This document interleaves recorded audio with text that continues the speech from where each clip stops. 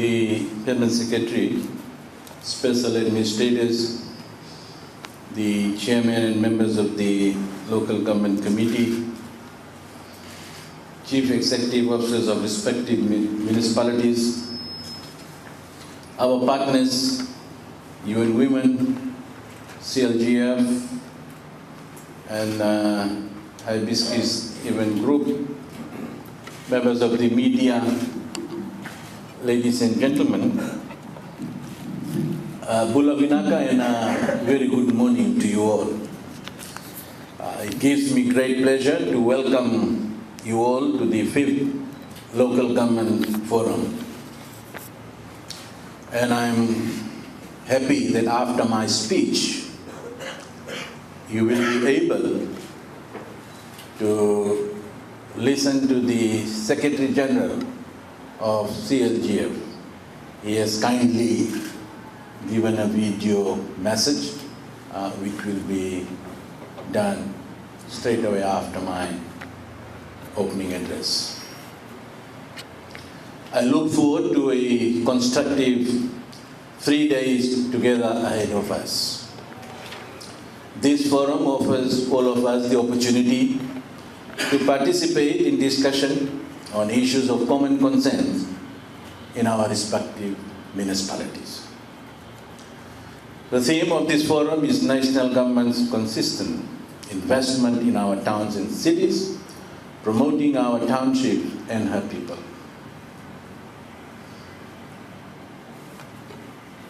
This theme selection is significant and timely. It enables us to record and put into context the investment and strong support of the national government to enhance local governance. There is a need for a sustainable, strong relationship between these two levels of governance. And let me say this, that this is the first time in the history of municipal councils for creating this genuine partnership between the local government and central government. I think few of you, and including myself, we have been in this game for last 25, 30 years. You all know how we used to go in and knock the doors of respective ministers during those times. We were not getting any type of assistance, you all know. But this is the first time that we have created that genuine partnership, and I would like to see that it is continued one.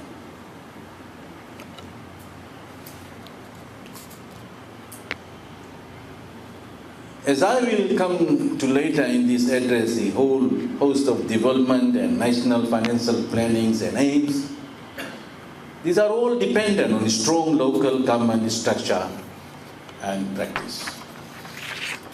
At past forums, for examples, we have highlighted the central role of local governance in areas such as trade and investment.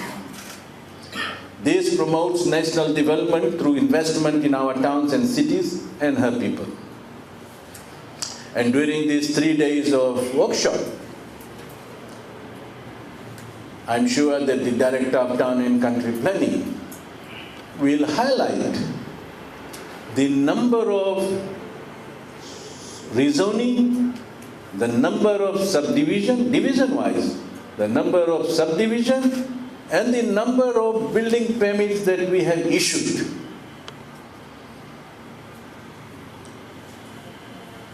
And I want to thank all the municipal council staff for working together with ministry in getting this done. The reason why I'm highlighting all this, because in previous years, it's all unsaid, untold stories. But now I think I have to say this, not only to this forum, but to the whole country. That as a ministry, what are we doing? And I've seen the figures. I can tell you, is huge. And that is why, as PS has said, that we play a major role in the development of this country. You all are frontliners.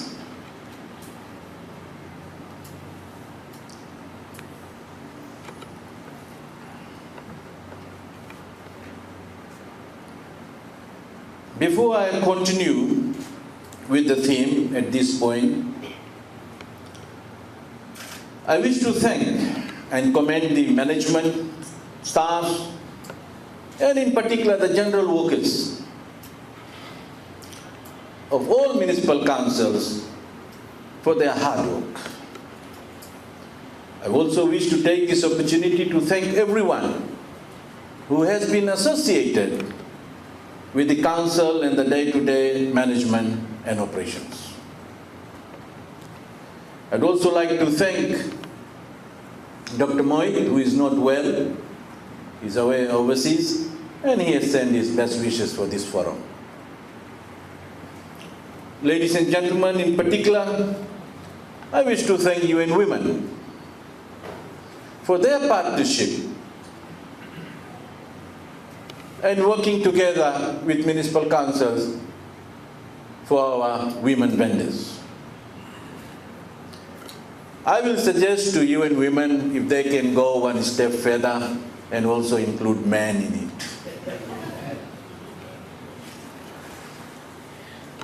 I'd also like to thank CLGF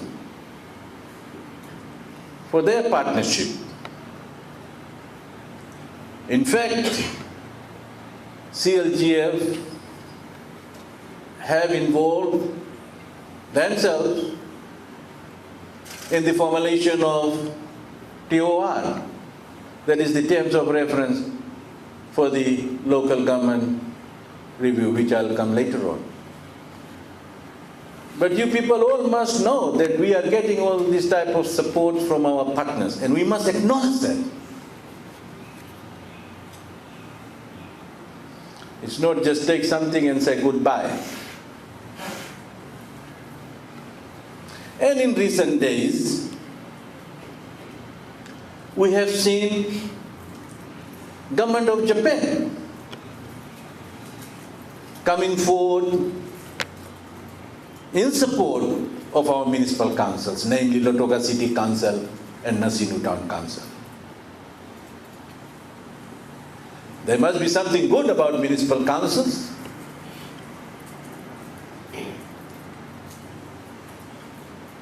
But having said, there are also some critics on the Facebook.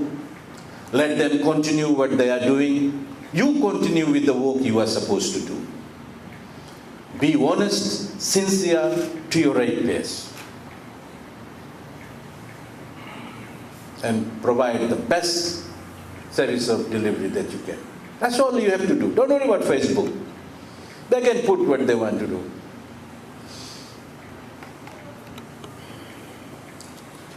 I would also like to thank the Hibiscus Events Group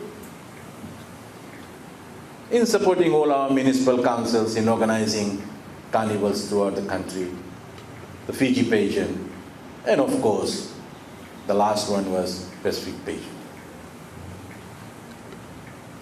I'd also like to thank the chair and the members of the local government committee for their continued contribution. Let me now focus on the review of the Local Government Act 1972. I think media is very keen to hear. At the outset, I wish to state that Local Government Act is an outdated document. It cannot and does not address the current needs of Fiji.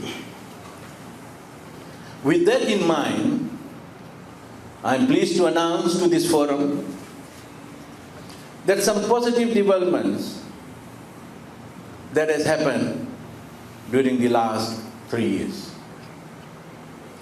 The local government committee has met with municipal councils, relevant stakeholders, permanent secretaries, and all directors of ministry.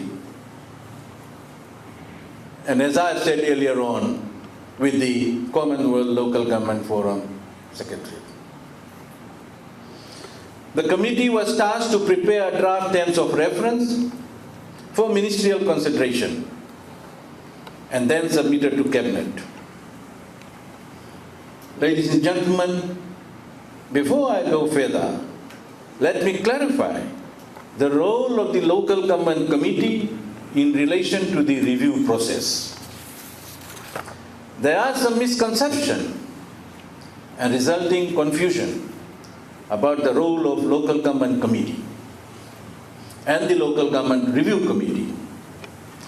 They are separate entities and will remain separate. The current local government committee was appointed in 2015 to determine 1, the extension of town boundary, 2, to determine town and city declarations, and 3, to prepare draft terms of reference for the review of the Local Government Act.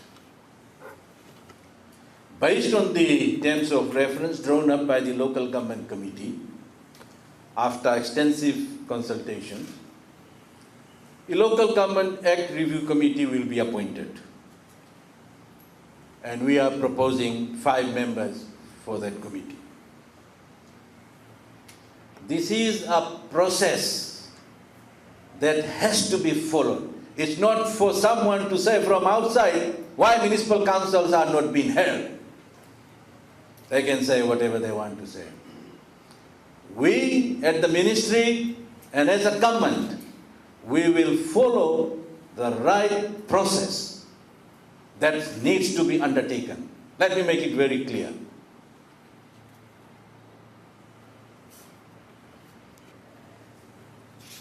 The Local Government Act Review Committee will complete the review process of the Local Government Act. It is also important, which I believe few of my critics are not aware of, that they need to understand that the review, it's not only about the electoral system. It is not mere just to have an election.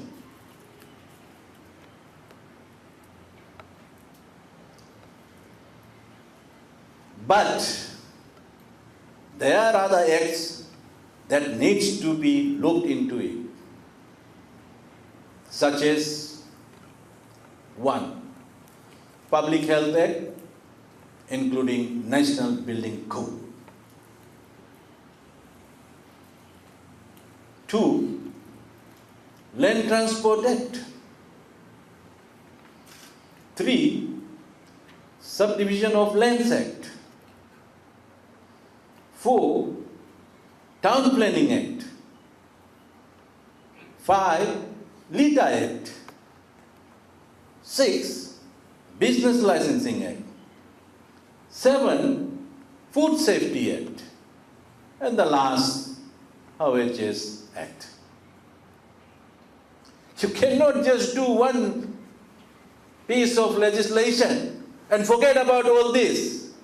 Because if we have to really deal with the Local Government Act 1972, which is outdated, then we have to look into all these acts. This is what these people fail to understand.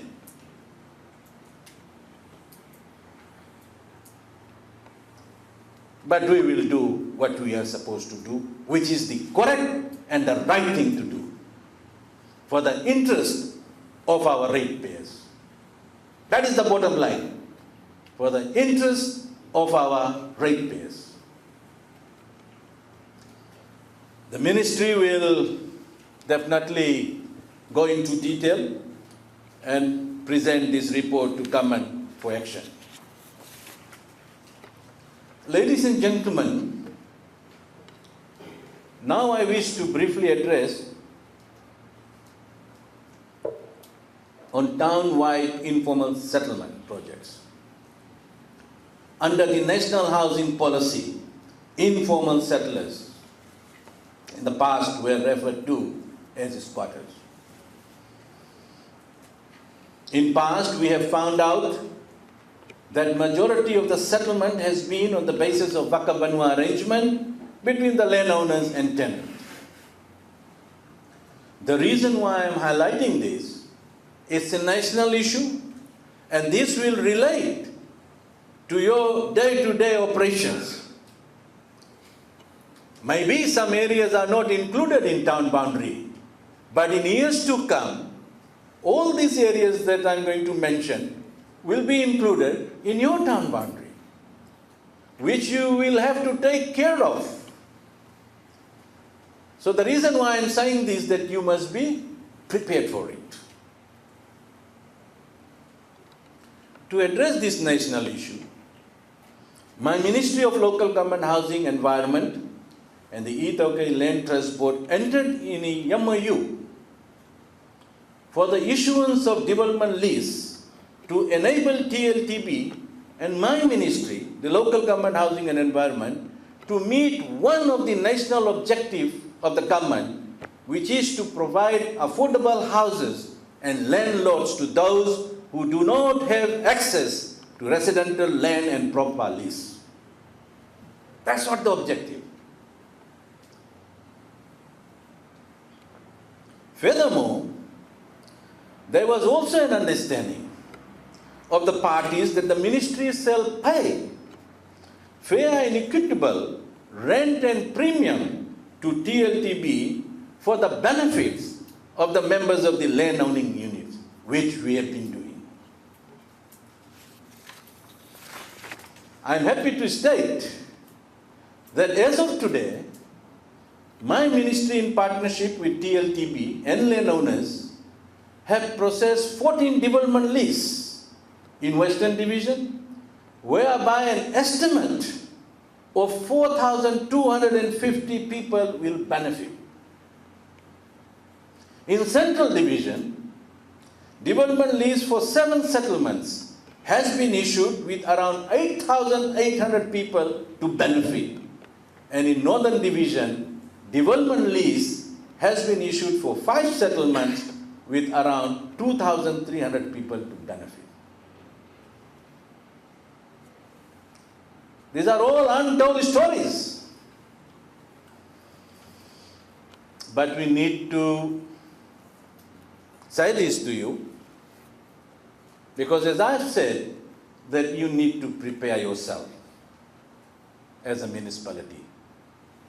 There are some settlements within municipal boundaries. After the formal subdivision, you will have to take over them in terms of maintenance and providing the services. So at least you must know what your ministry is doing.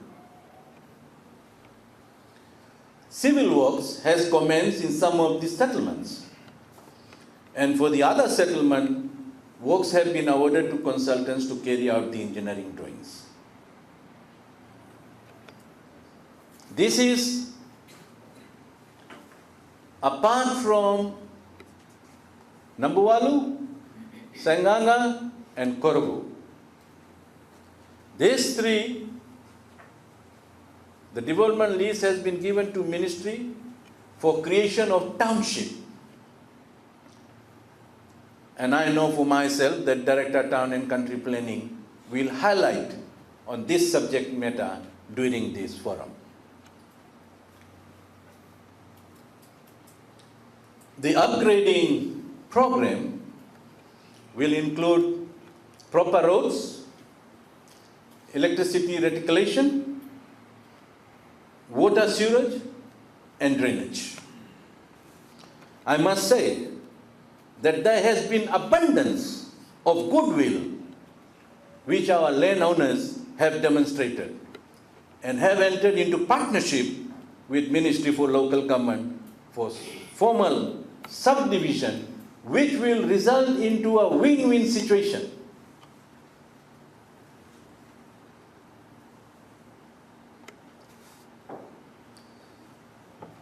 Ladies and gentlemen, turning to the theme, I just want to briefly touch on the theme, but I would like you, all of you, during these 3 days, concentrate on the forum, and I want you all to come up with resolutions after the end of this forum on the way forward for ministries, councils, and government. Allow me to make a few comments on how and why municipal councils will need to strengthen their roles as development partners with national government. The Fiji-based government has put in levels of investment through annual grants and funding for our towns and cities that has never been seen, as I said earlier on. This has seen as an incentive for private investments. I have encouraged responsible and sustainable partnership with private entities with municipal councils. We need to have proactive partnership that benefits all parties. The growth of our towns and cities are in the hands of the municipal leaders gathered here in this forum. Having said that, that does not mean that all is well in all councils. I will be raising some important points for discussion during these 3 days in relation to the service delivery and other areas where we can improve. We need to work closely with commercial entities and with agencies that promote investment and growth. They are not your enemies. They are your friends. Without them, there will be no towns and cities. I remember there were times when the municipal councils and Chamber of Commerce used to be far apart. But now I'm happy that you all are working in your respective councils with the Chamber of Commerce and other commercial entities. This also needs to tie in with the innovation and careful assessment of local resources needs with proper risk management to ensure local growth that tie in with the national development policies in time. Apart from investment in economic activities, we also need to invest in our people from the local government. It's very difficult to find town planners, landscapers, engineers. But for how long we will come here and continue to say that there is a lack of engineers, landscapers to beautify your towns and cities? So for that reason, we are partnering with the Singapore company who will provide that capacity in terms of landscapers, engineers, to some of the municipal councils do not have. We are working with other countries for the engineers especially to support municipal councils.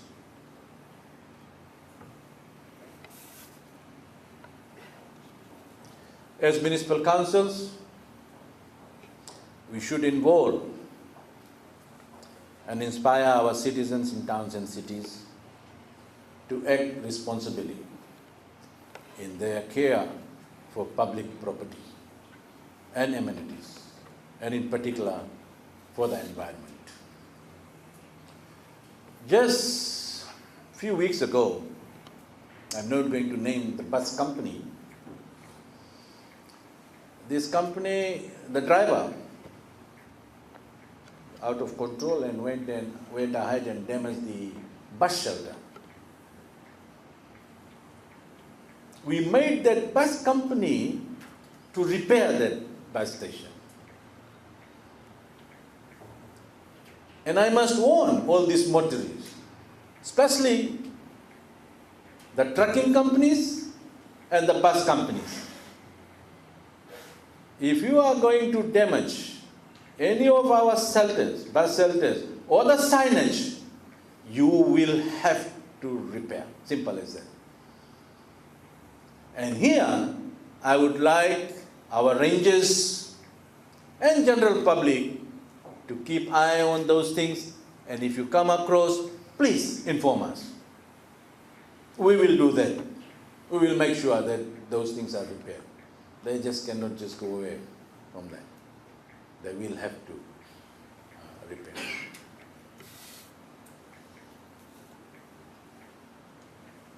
We also need, as I have said earlier on, to invest in our people from local government perspective.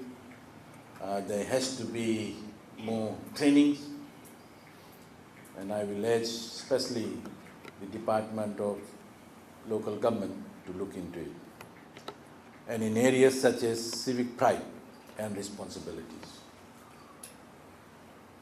This is the cornerstone of a nation building.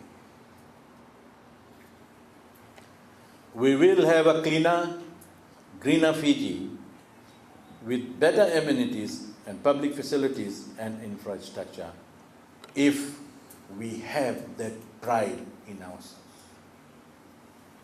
I've been saying this all along. Who are these people who are throwing rubbish here and there?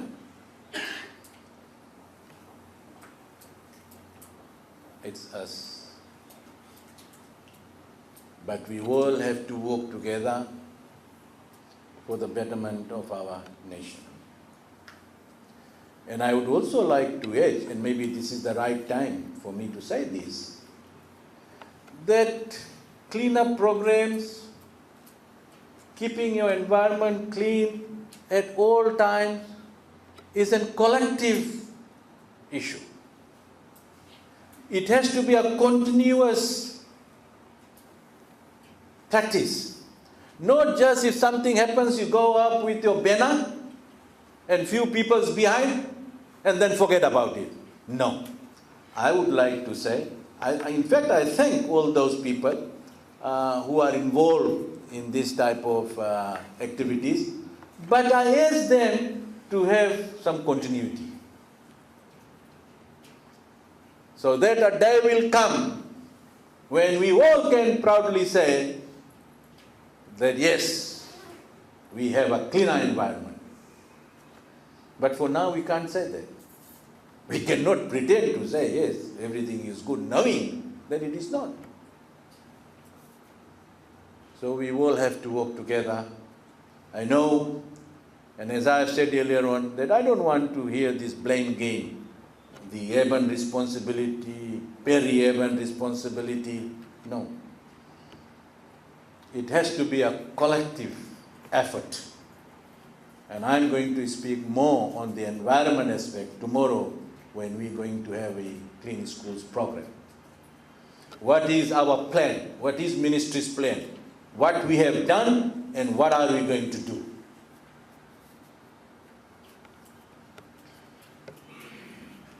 On that note, I will finish my address for now, but definitely I will be around. We have a full program ahead of us, and you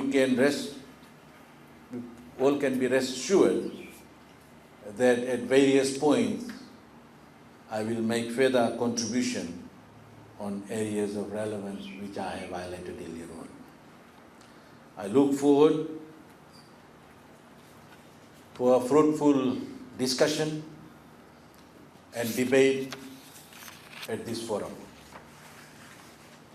Foremost in such discussions should be the aim to move forward in providing the best for all Fijians to match the efforts and achievements of the national government for its citizens. I know this is achievable as demonstrated by the developments and progress made by our towns and cities over the past years. This is also people tend to forget. The reason why we have continued development for last 7 or 8 years, because what I have observed, one, that there is a genuine partnership between local government and central government.